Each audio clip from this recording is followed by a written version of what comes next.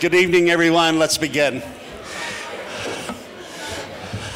I'm Ed Bacon, the rector of All Saints Church, and I want to welcome each one of you to this wonderful room where we have all sorts of grand, stirring, challenging, hopefully transformative, empowering, enlightening conversations. I'm thrilled to have my friend of 2 years, Eboo Patel, here, and Steve Wiebe, who's a colleague of mine. We'll get into what we do and why we do it and why we're here and why we're interested in having a conversation with one another in just a minute. But before we get into the content, I do want to say that for those of you who are visiting with us, if you'd like to know more about All Saints Church, we have red welcome bags at the table over here, and these welcome bags contain brochures about the different ministries of All Saints Church and the kind of the differentiated mission that we have here. Also some flyers about upcoming speakers, conferences, workshops. We'd love for you to take one and participate fully, get more engaged in the life of All Saints Church. You will hear in a few minutes and over the course of our conversation that you don't have to be a practicing Christian to be involved in this place. We like everybody who thinks, breathes, and is open to a life of compassion and interconnectivity. So welcome. Also at that table, you may purchase copies of Eboo Patel's books. His first book, Acts of Faith, more a memoir autobiography, and his more recent book, Sacred Ground, which I had the great pleasure of interviewing him about down at the LA Library Foundation 2 years ago when the book came out. And it's, if you want to Google that interview, you can get it and learn something about that conversation. Now that you're welcomed and oriented, let me turn this over to Steve Wiebe, who is the director of a lot of things and is a teacher of in a lot of places, and he'll tell you more about himself and then introduce Eboo formally and then get our conversation kicked off. And the idea is that three of us are going to talk for 30 minutes and then open it up, and we'll be done in about an hour, and all of us will be changed. So welcome. We're really glad you're here. Steve. I do want to say, the way to get out free of the parking garage underneath the hotel is to take one of these from that table as well. Now I've done my job. if I may make a request, which is that Steve's introduction of me is as fulsome of your introduction of him, which is director of a lot of things and a teacher of a lot of stuff. So Steve, you can beat that, Steve. Okay, well, I'm going to get in a little bit more detail. Again, my name is Steve Wiebe, and I direct New Vision Partners, an interfaith organization that works with youth. And I know we have a lot of youth here, a lot of perhaps young at heart. I see you back there. Hello. I see you up here. And we do interfaith programs for high school students. So love to have you check out our little table over here. Well, Eboo Patel, to my mind, is perhaps the foremost interfaith leader in America. And so we are really thrilled to have him here. And of course, Ed has mentioned his 2 books. But he's been contributing to the Washington Post, USA Today, Huffington Post, CNN. He's been on President Obama's inaugural advisory council of the White House Office of Faith-Based and Neighborhood Partnerships. That's a long sentence. And of course, he has a doctorate from Oxford, where he studied on a Rhodes Scholarship. But more sort of to our point here is he is the head honcho of the Interfaith Youth Corps, which does interfaith programs for college students and working in the university setting all around the country. And that's kind of where I first learned of Eboo's work, and perhaps you as well. And we are excited to have you here in Pasadena. Sorry the sun couldn't be shining a little bit more for you today, but do not complain about the weather. But it's in the 60s. As a Chicagoan who's entering winter, do not complain about the weather. That's right. That's right. That's right. So, well, anyway, so welcome. Can we have a round of applause for Eboo Patel? Thank you. let me just say that I have, since I read about All Saints Church in a book by Robert Putnam, who's probably America's most renowned sociologist, he writes a chapter on All Saints in his book Better Together, maybe a decade old. I've been wanting to get here, and then reading Ed's book, 8 Habits of Love, some time ago, and then being in that conversation with you at the LA Public Library and meeting Steve there. This has been a place I've been wanting to get to, and I have to say that it does not disappoint, right? Like, you can feel the energy come off of this place. There's lots of things being directed around here, lots of stuff being taught is the sense that I get. So thank you for inviting me, and I'm very much looking forward to this conversation. I'm especially excited that all the young people are in the room. So we're looking forward to you asking hard questions of us afterwards. Okay, great. So we thought we'd start off with the idea that each one of us is going to ask one question that they would like the other two to attempt to answer. So I'd love to go first. Okay. A big shock. Here we go. So our topic here tonight, everyone, is an interfaith future.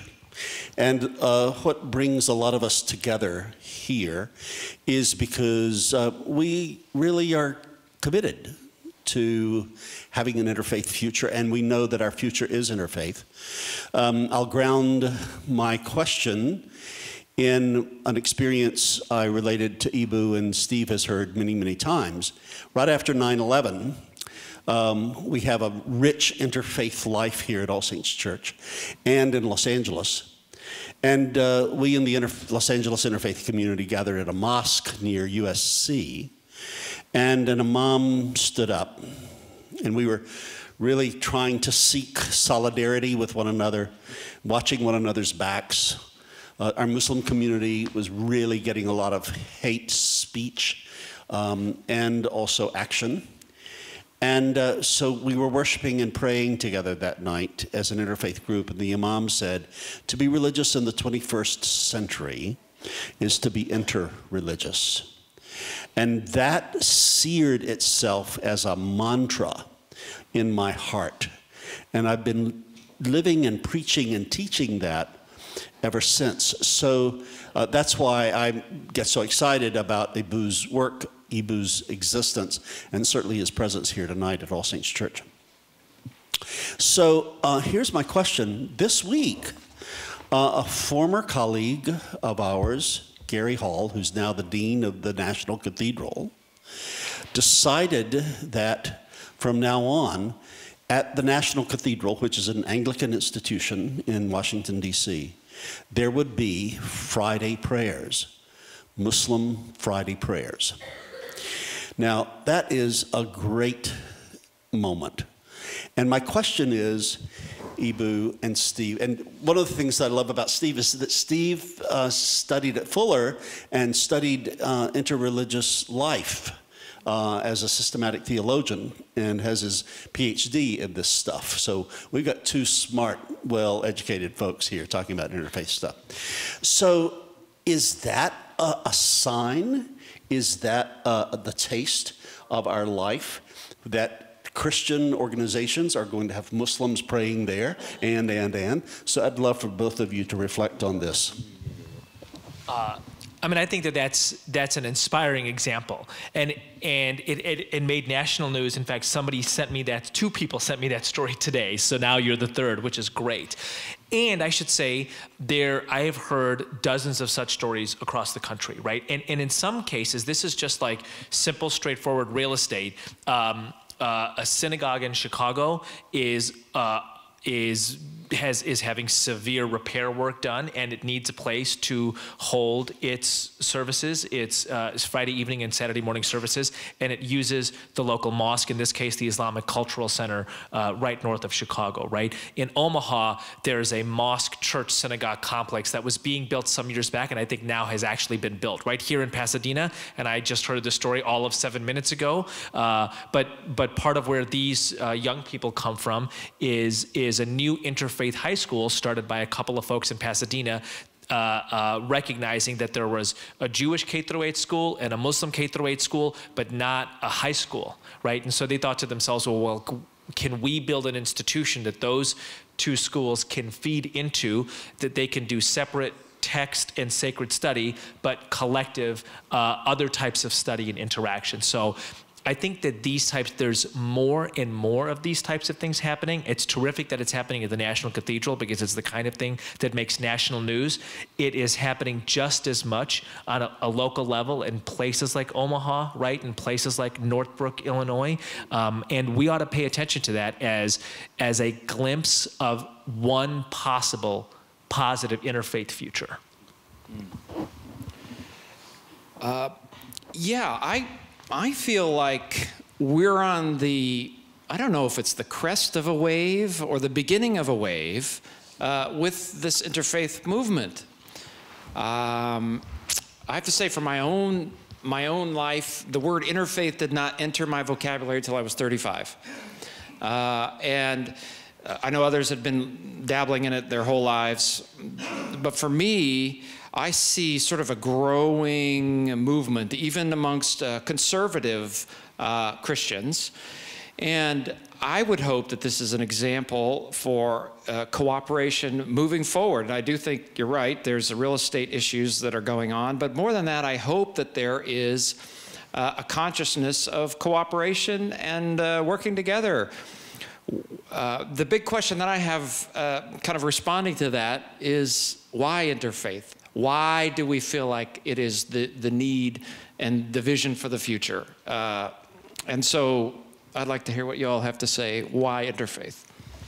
So I think it's useful to define our terms. And part of this is maybe because I carried the baggage of graduate school, and you spend half of your time in graduate school defining terms and the other half of your time arguing about those definitions, right? So I will begin said process. So at the organization I lead, Interfaith Youth Corps, we break the term interfaith up into its two component parts, right?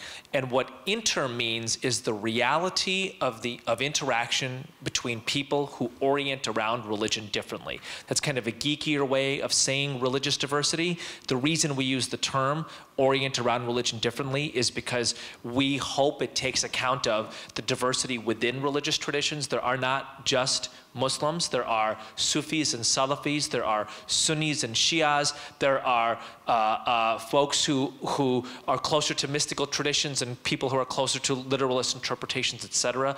Of course, there's not also just interfaith diversity. None of us are defined entirely by our religious tradition or interpretation. There's intersectional identities. We are, Black and Muslim and female and upper middle class, for example, right? So the term orient around religion differently takes into account those things. We also think that term makes more room for the quote-unquote religious nuns or spiritual seekers or agnostics, and they're part of the social landscape in the United States and around the world, and they ought to have an equal seat at the table as everybody else, right? So what inter means for us is the fact of interaction between those people who orient around religion differently. Let me double click on this for just a second, right? And I'm going to apologize in advance for my geekiness here. But in a lot of ways at IFYC, we come out of the social theorist Peter Berger, who in 1979, in a book called The Heretical Imperative, has these two words. He says, modernity pluralizes, right? Modernity pluralizes. And what he means by that is that what distinguishes our era from previous eras, from the era that my grandparents and your grandparents lived in, is that we live in a world in which we necessarily come into contact with people with different identities. And my grandparents and your grandparents, and very certainly my great-grandparents, and likely your great-grandparents, didn't interact with people who were different on a regular basis. Whereas you and I are literally born into hospitals with a Muslim doctor, a Catholic nurse at a Methodist hospital, and a Hindu pediatrician doing her rounds. And that's like, we're literally born into that situation, and none of us thinks it's weird. It's just standard operating procedure, but it wasn't 100 years ago, right? So that's a profound new dynamic in our world. So what about the faith part? So our definition of the term faith at IFYC comes from the great comparative religion scholar Wilfred Cantwell Smith, who said that faith was how an individual relates to a tradition or traditions. So different Muslims, if you will, have different faith. We all relate to the tradition of Islam, but this tasbih, Muslim prayer beads, is very, very important to my practice of Islam. And you'll meet Muslims who don't use tasbihs at all. My relationship with Islam, especially its prayer and worship aspects, has an awful lot to do with this tasbih, right? So what is interfaith? Interfaith is how our interactions with people who orient around religion differently impact our relationship with our tradition or traditions, and how our relationship with our traditions impacts how we interact with those who are different, right?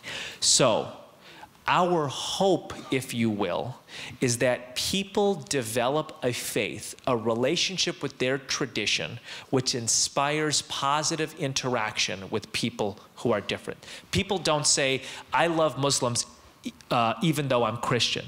They say, I love Muslims because I am Christian. My relationship with Christianity, the way I understand the tradition that I relate to, is something that calls me to love the religious other. And it's not just abstract, I can ground it in real concrete stories. What else is the story of the Good Samaritan about? Except for love and admiration for not just the other, but the religious other. The Samaritans were people who prayed to a different temple. Love and admiration for the religious other whose ethics are superior. Master, how do I attain eternal life is how the story starts. Then the story of the ethical superiority of the religious other, and then the final line, go and do likewise, right? That for us is interfaith, how our interactions with those who are different impacts the way we understand our tradition, such that it improves and it commands cooperation with the religious other.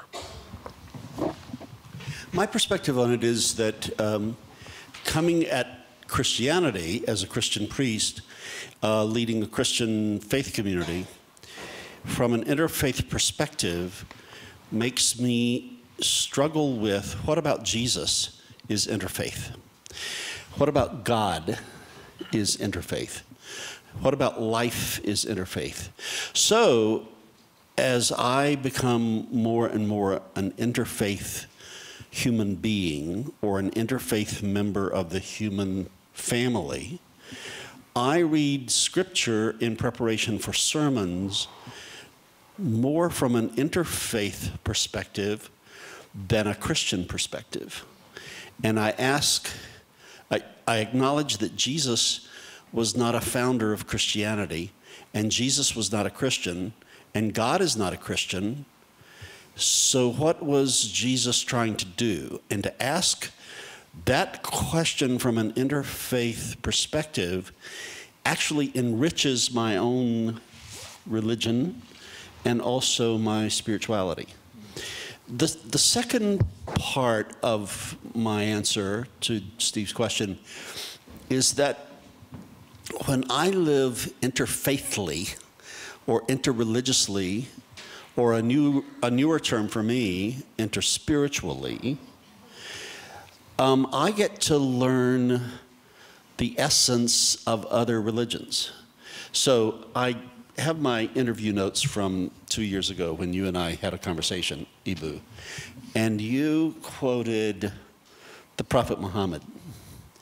No one of you truly believes until he wants for his brother what he wants for himself. Now that is a restatement of what we call the golden rule in Christianity. And to see that we all have that in common, and then you bump up against someone like His Holiness the Dalai Lama, and he says, the world doesn't need any more Buddhists. The world needs people who are compassionate. And then I was in Gaza in 2002, and was taken to the Red Crescent Society to talk with the head of the Red Crescent Society in Gaza. And I asked him what was the heart of Islam, and he said justice, which is exactly what the 8th century Hebrew prophets would have said.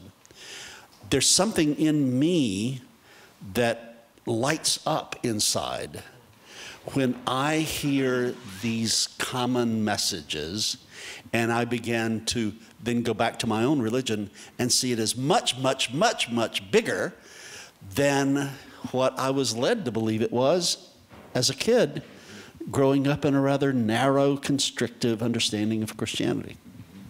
Can I add something here? One of the things that interfaith work does, and one of the little secrets of interfaith work, is we have found when we do our programs, we do a pre and a post testing, and our students, before they start, they have a form they fill out, and when they're done, we see about a 15 or 20% improvement in commitment to your own tradition. So one of the secrets about interfaith work it shouldn't be fear, it should be excitement about enhanced commitment to your own tradition, precisely because of the stimulation and the interaction that goes on, that's gone on in your heart and mind as you're preparing these thoughts. And I have to say that has been the case for me as well. There's something about articulating your story in the whole narrative of all the other stories, and then someone else tells you a story and you see connections, or you see challenges, and you see, it forces you to go back and re-examine and look for connections. So I just wanted to point that out, that I think that one of the reasons why interfaith for me is that it's enriching. It's enriching to me. Now, I don't want to be totally selfish. I think it's sort of aligning with everything that's going on in the universe as well, but it's enriching for me. So, I think I'm going to piggyback on that for a second, then I will ask the two of you my question. So why is that, right? Why is it that interfaith work, and we'll double click and define that, why is it that open, positive, productive conversations about issues of faith, religion, and spirituality with people who orient around religion differently strengthens one's relationship with one's own tradition, right? So I think the answer is, and I think that this is honestly especially relevant to young people, is because all of a sudden religion is no longer boring, right? All of a sudden, religion is no longer the thing that you do on Sunday morning or Wednesday evening or Friday afternoon or Friday night that you don't have a language to talk to other people about, right? So a lot of kids who grow up in faith communities effectively live dual lives. I mean, it's funny, like growing up as an Ismaili Muslim in America, like you could like literally, I had separate birthday parties. That's how separate that's not a strange thing at all, right? But like my faith life, my Ismaili Muslim life, and my American life were segregated, and it was because I didn't have language or encouragement to talk about my faith outside of the banquet halls of that religion, right? But at the end of the day, you're only in a faith community, a worship community, 2, 3, 4, 5 hours a week, unless you happen to be in an educational context, a Catholic school or a Muslim school or the like, right? So at some point, if the only time you are talking about your religion is 2 hours a week, well, your faith atrophies. If you do not have a language, if you don't have a backpack in which to put some of the banquet, to take that out into the world and have a sense that your faith has a purchase in the world, you have a language with which to talk to other people about it, what's it going to do but atrophy? Well, how are you going to live but like a hyper bifurcated life, right? Which is one of the things that you can kind of feel in a space when a church says these are not walls that barrier the world out, right? Like we invite the world in because our faith is about the world. In fact, it's one of the things it's one of the metaphors about Islam that I found so powerful in my re-engagement with Islam in my early 20s, is that, the Prophet Muhammad, may the peace and blessings of God be upon him, receives the first revelations of the Quran on a retreat in a cave on Mount Hira in the year 610. But he doesn't live his life in the cave, right? He lives his life in Mecca and Medina. He lives his faith, he receives the rest of the revelations in the messiness and the chaos of the real world, right? And so faith is not meant to be sequestered and quarantined for 2 hours a week. It is meant to be in interaction with the mess, you know, the heavens of faith are meant for the Harlem of life, if you will, right? And I find that, like, I wish somebody had told me that when I was 13. You know, I wish somebody had told me that. Okay, so here's my question for the two of you. What does the reality that modernity pluralizes, right? What does the reality of the intense and frequent interaction between people who orient around religion differently, what does that mean for how Christian leaders ought to be trained in seminaries and the like, and for how they should view their pastorates and their ministries once they take them up?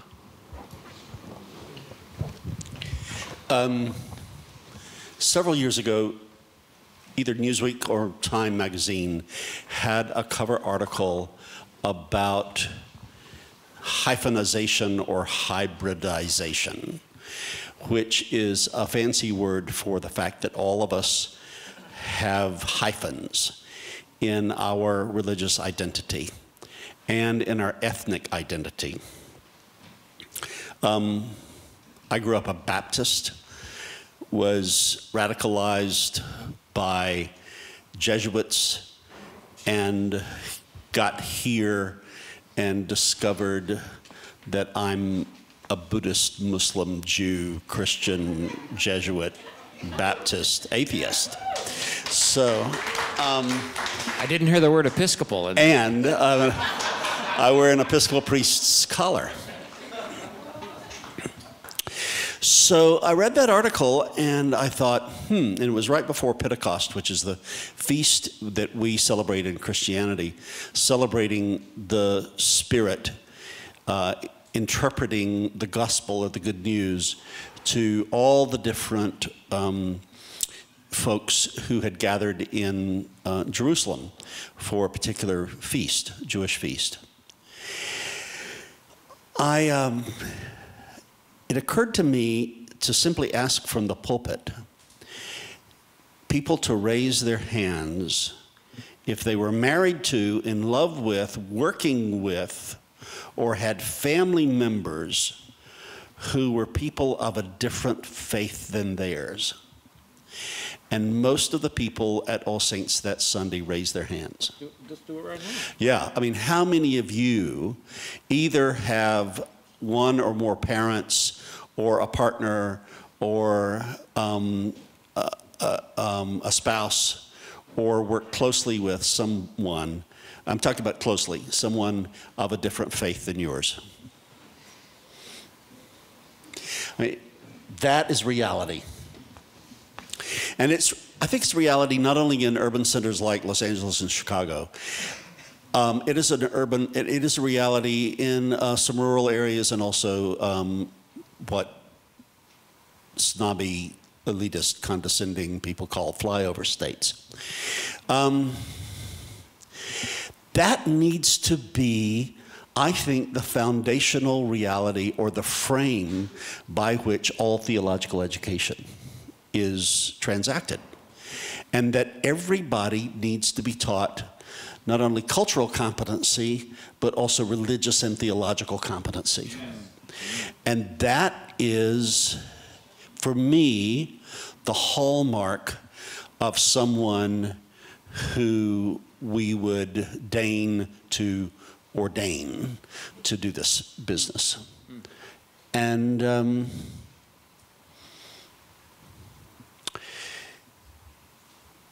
to teach only your religion is something that should be consigned to theological museums, not to current faith communities.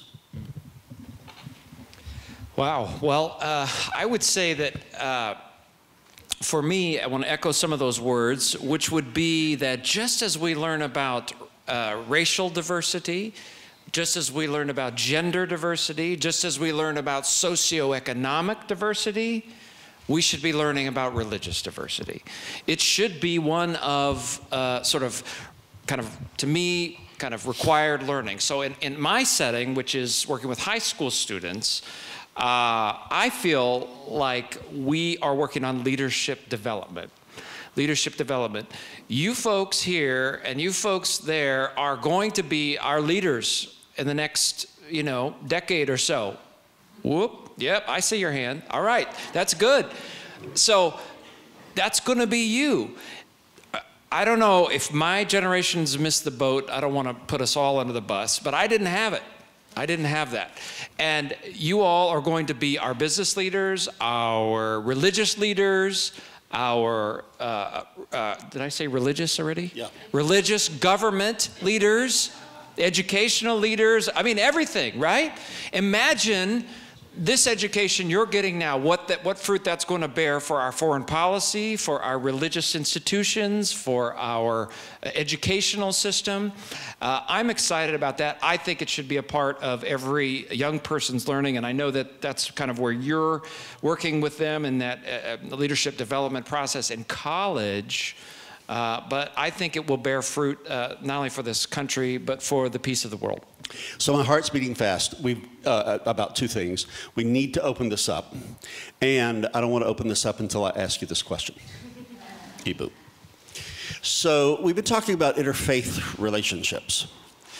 And one of the things that we have to come to terms with when we are in interfaith conversations is that oftentimes, and I'm talking frequently, we discover more commonality in our interfaith conversations and relationships than we do with some of our co-religionists. I don't have to tell you how many Christians disagree with, you can just simply imagine how many Christians disagree with me, disagree with All Saints Church, disagree with what we've been talking about. Steve comes out of evangelicalism. There's all sorts of foment going on within evangelicalism now. Eboo, we need to talk about, let's just be bald about it. The beheadings by ISIS, people who, from my perspective, and here comes my pejorative, hyperbolic language, people who've hijacked Islam. So and I want to set this up for you to tell a story that you told me 2 years ago about the controversy around the Ground Zero Mosque. And you're getting a call from Sheikh Yusuf, Hamid, and what he said to you. And my question is, and I don't know the answer to this from you, can that controversy and the hope and the whole thing he talked about, molten stuff, apply to this time? And if it does, what does that mean? Can you spell that out a little bit? And please tell the story. I mean, there's like 7 questions there, right? And none of those are easy. I'm trying to figure out if I can answer an easy one there, but none of those are easy. So I think that there's a couple things, right? I mean, number one, I'll set this up with something of a different story. So at IFYC, I don't know, 3 or 4 years ago, we had a minister from the Dutch government come see us. He happened to be in Chicago, and he was a cool enough guy to think that to make a stop at IFYC because he thought that the work we were doing was very, very important, right? And he said, look, for several centuries in Europe, various Christian groups basically went to war with each other every 30 years. Right, and it ends in some. It doesn't. It is mitigated by the Treaty of Westphalia and the nation-state system, right? But of course, it doesn't stop then. But basically, the pattern of intra-Christian war is woven into several centuries of European history. So, I mean, that's the era Islam is in right now, right? So it is. it is a bald fact that segments of Islam around the world are in basically a civil war. And there's a variety of reasons for it. It is not primarily theological, right? Like, I mean, it drives me berserk. I was at this very hooty-toot fancy conference over the summer where this like expert on Islam in the Middle East talked about how the Sunnis and Shias have hated each other from 632, and this Shia Muslim looked at his Sunni wife and I'm like, I'm cool with you, you know? And like Sunnis and Shias have intermarried for 1400 years, right? So it is not, it's like Catholicism. Can you boil what happened for 3 to 4 decades in Northern Ireland down to Protestants and Catholics hate each other? No, because Protestant Catholics didn't rip each other's throats out all over the world. There were a whole set of things going on. But it is just a straightforward fact that many segments of the Muslim world are going through a very dark period. Fact. Okay, fact number 2. We tend to only get the bad news about Islam. So so not only did those depraved people of ISIS conduct beheadings, what else did they do that was, you know, in a way just as depraved as the actual beheading? Why do you and I know about that? They videotaped it. Right? What does it tell you about a group that calls itself the Islamic State that videotapes its beheadings? It is not just murdering people in the most brutal way imaginable. It is telling a story about what they want you to know about Islam. Right? There's plenty of people who do plenty of stunningly ugly things all over the world that don't videotape them, right? Because they're invested in doing the ugly, evil thing. They're not invested in 4 billion people seeing the video. But these people, actually, in some ways, the beheading is an excuse for the video, right? And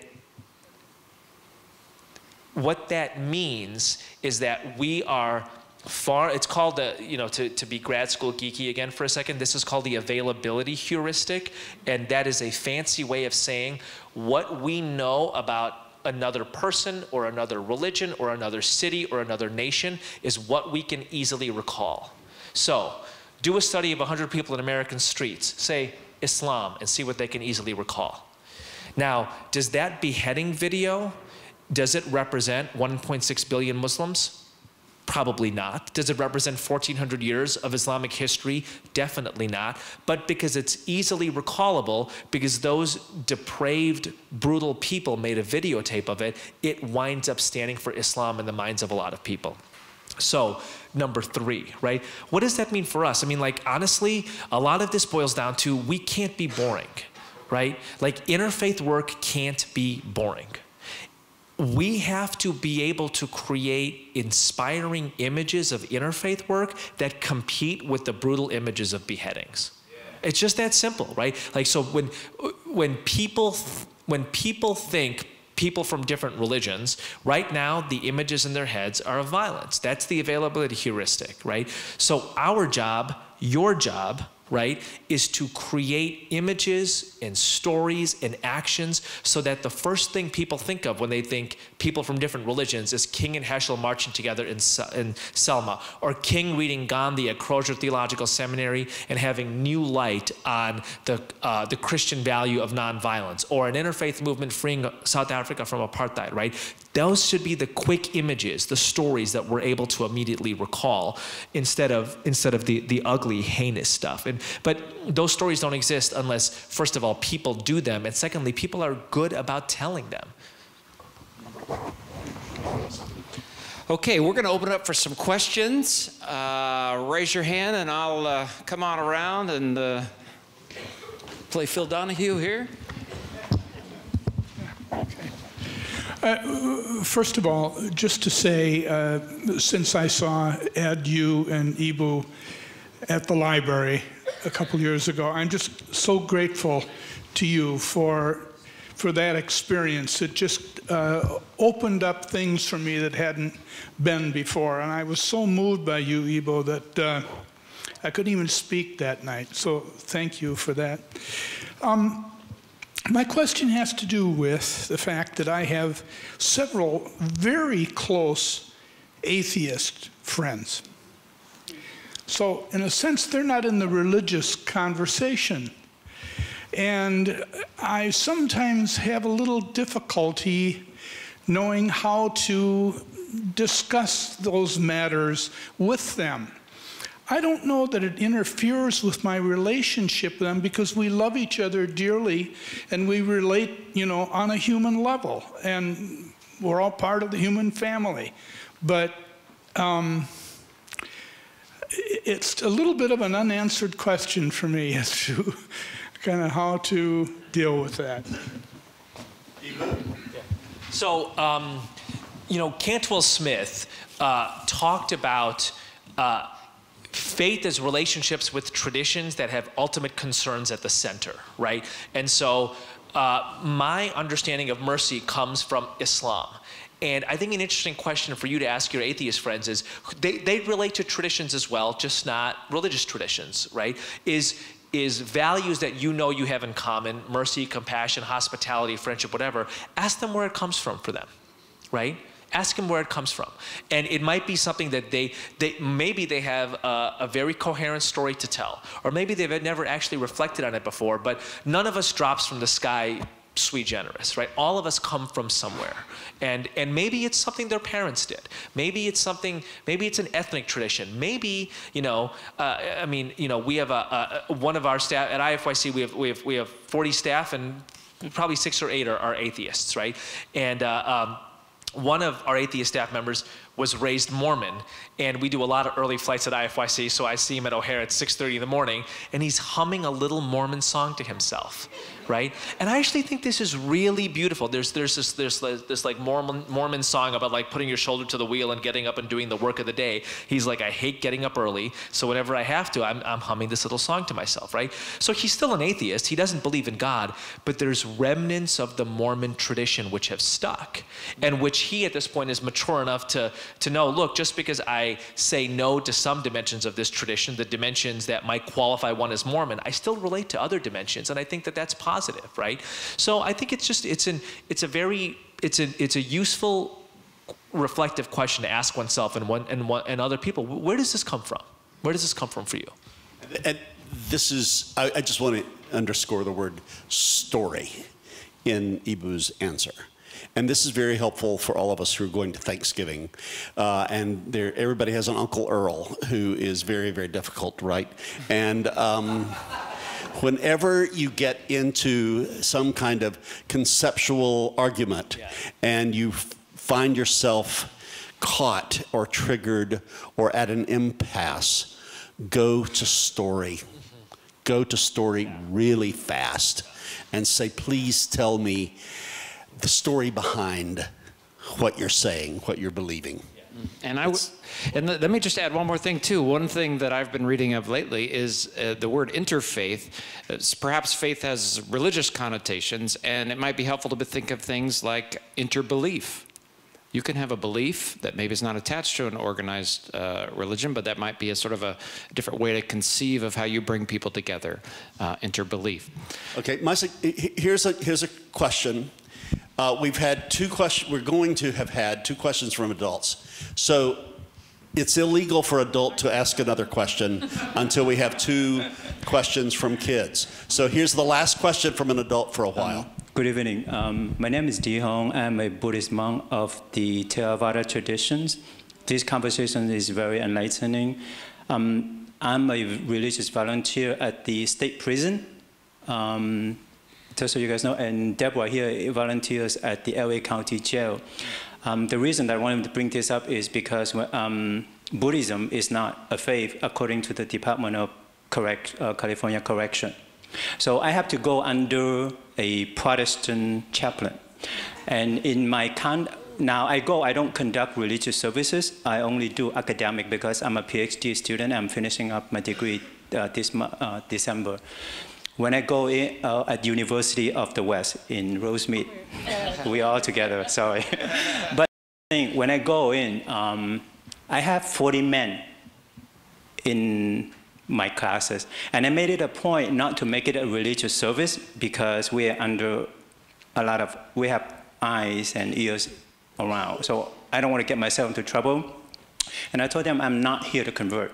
Now here's the thing, I have 4 or 5 Muslim men who came to my course. And every time I got there, you know, this is a monthly visit only, and it's only, I do 10 minutes mindfulness meditation.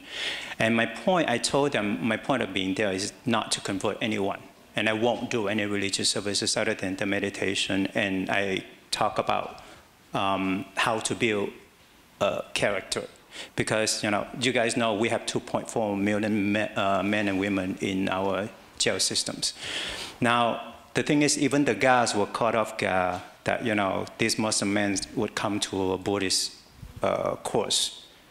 And these Muslim men are, I mean, even the Muslim faith are being mistreated inside the prison system, just so you guys know.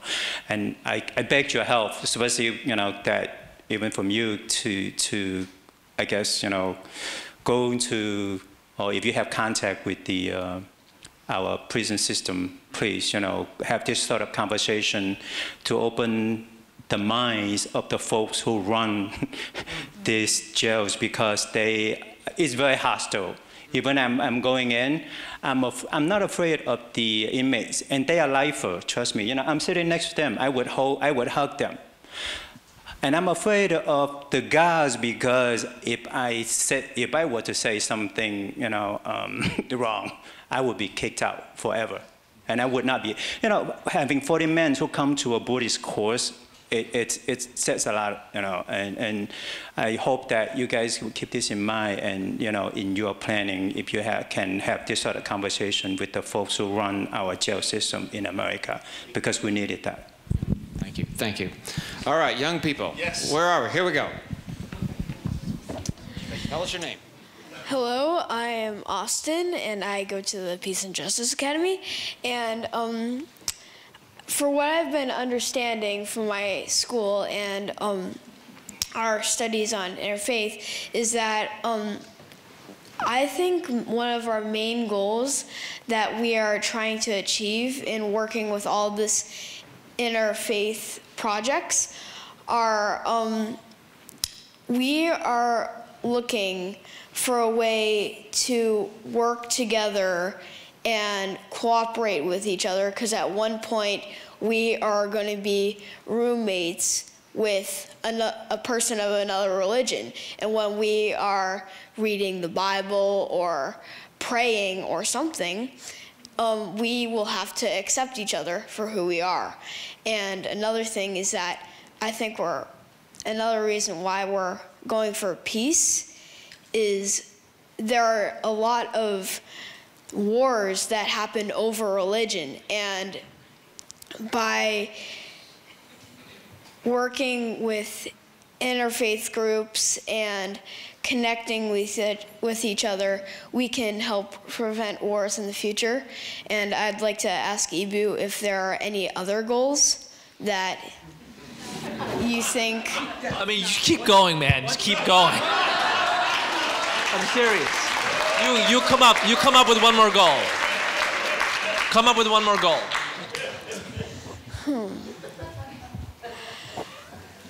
Ending war is not enough. Yeah, right. Okay, so I think another goal might be that if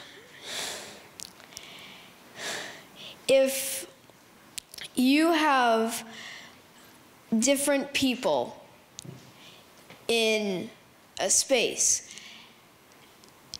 we want to bind together. Like, let's say we can, in order to tackle down a bigger issue, like, let's say hot topic right now is Ebola. Let's say we want to come up with a cure for Ebola. We are going to have to work with Muslims, Christians, Buddhists, Hindus, Jews, because we all have different mindsets. And based on a religion, it can help you attain more information. And we can work together to achieve one main goal and conquer something that we all desire. Very good. Good job.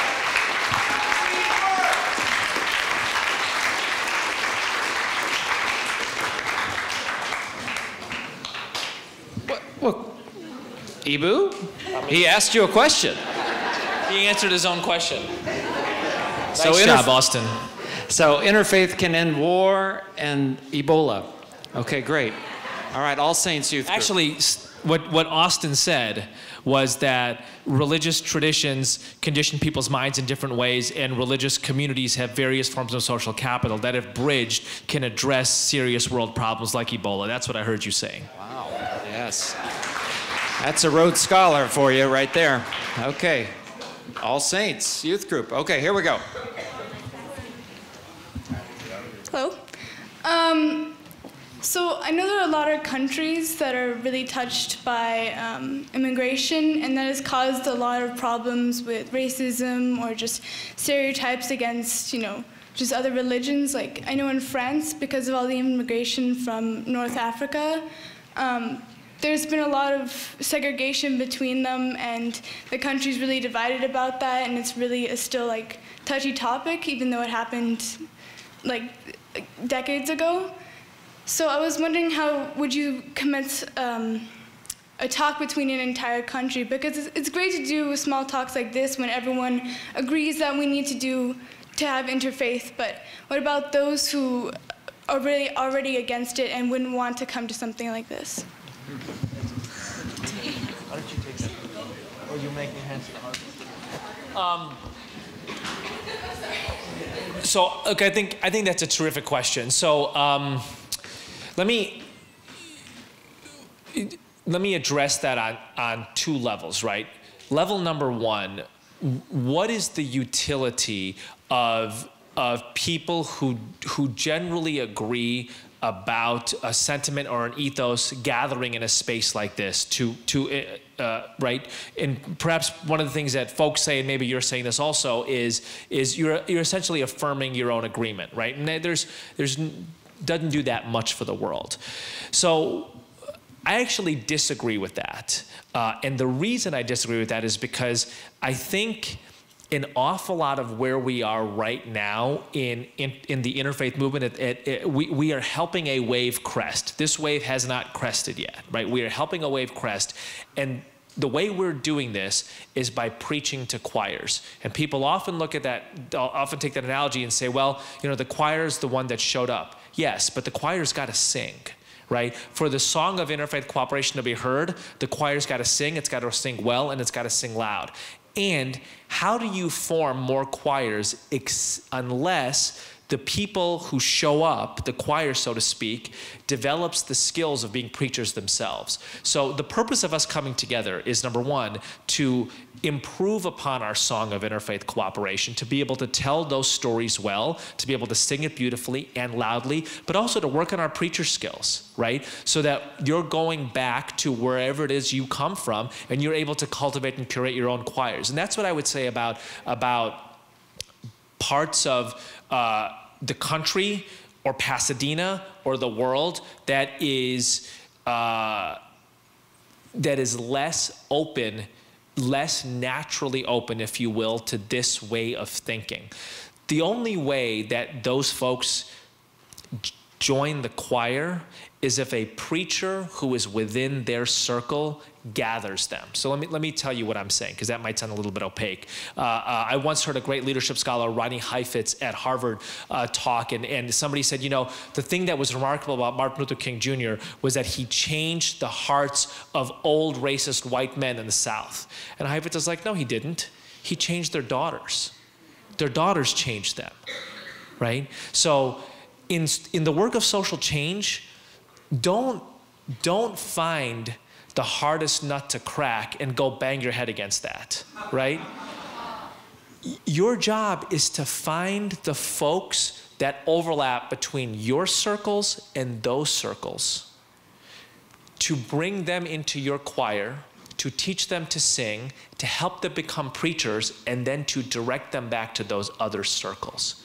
You see what I'm talking about? So I was at Northwestern University a few years ago doing something similar to this, and smart 19, 20-year-old student, not unlike you, stands up and says, this is great, but what about my small town in Kentucky? When are you coming to that? I thought about it for a second. I'm like, you know what? I'm never going to your small town in Kentucky. First of all, it probably doesn't have good coffee, and I'm a major coffee snob. But secondly, somebody better is going to your small town in Kentucky. You, right? It's not my job to go to your small town in Kentucky. It's your job to go back to your small town in Kentucky. It's your job to figure out how to sing the song of interfaith cooperation in that environment. That's how waves crest. That's how movements emerge, is when lots and lots of people are able to absorb a basic song and riff on it in their own cultural context. And there's no doubt that's happening in France. In fact, we were visited by a delegation of young interfaith leaders from France over the course of the summer. And that's how this movement is going to grow. When leaders in different contexts say, I know how I'm going to apply interfaith action and sing the interfaith song in my context. It's an excellent question, though. And I would say, young people, you know what you can do? You can start a very practical thing, is to start an interfaith club on your campus. To think about doing that. Only you, students, can do that in middle and high school. No administrators can do that, but you can. So that's power. That's power. So we have a person I know who's really a kid at heart. So can we have one more question from an adult? And this would be our last question for the night. One of the main issues that hits me very powerfully is how many families don't talk about a lot of things. They're forbidden. I grew up in my biological family. That was not allowed. It was not allowed to talk about a lot of things. My marriage family, the same way. There were things that just never got talked about. And the church, before I came to All Saints, was a Catholic church. And they were stuck in their comfort zone. And it was the same way as my family's. We don't talk about a lot of things. And I realized when I left and coming here is that there are a lot of people who don't know how to articulate how they feel. And they're afraid. And listening to somebody tell their spiritual autobiography here, I realized that a lot of people are stuck in the shallow end of the pool. But All Saints is in the deep end, always and often. And that takes a lot of risk. And it includes fear. But if we don't leap off, we all suffer. And life doesn't go on for those that can't speak up. And I wanted to ask Eboo if he could tell us a little bit about why and how you are reaching out to college students, like my grandson. Yeah. Thank you for that, that narration. That was very powerful. I appreciate that very much. I think that this speaks, it speaks to your central point, right? Which is, how do you, what is interfaith leadership? It's two things. How do you create the space for positive, proactive conversations about the nuclear topic of religion? And how do you introduce a vocabulary so that it might shed more light than heat, right? And our theory of change at IFYC is that that space doesn't fall from heaven and it doesn't rise from the ground. People have to create it, right? People at the Thanksgiving dinner table, when Uncle Lou is being Uncle Lou, have to have the dexterity to shift the conversation. That's an unbelievably challenging thing to do. But what are you effectively, you're creating a space in which people are having a different kind of conversation about religion. And you are offering language and vocabulary to name those things. And as you said, there are many families and faith communities in which those things are suffocated, or they're not even part of the consciousness, right? And I think, we're seeing this modeled at All Saints with Ed and Steve and others. How do you create a space where people can engage in what they believe matters and is meaningful? And only people can create that. And how can you introduce a vocabulary so people can name those things and have a positive and proactive conversation about that? Look, I think that this is a craft, right? So I think it's like great artists and athletes get better at their craft.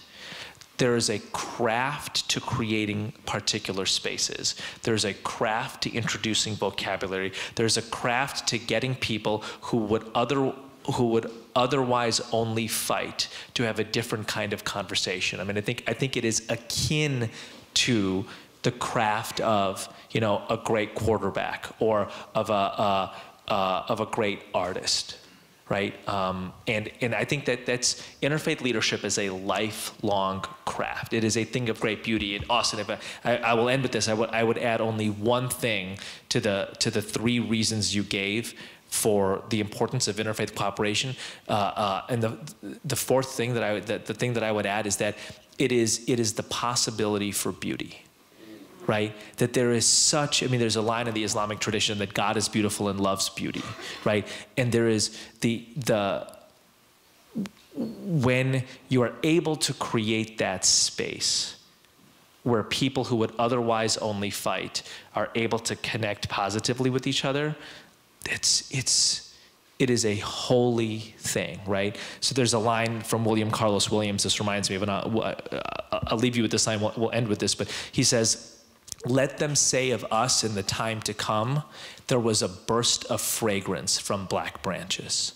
Let them say of us in the time to come, there was a burst of fragrance from black branches. Thank you. Thank you for hosting. Thanks, Eboo.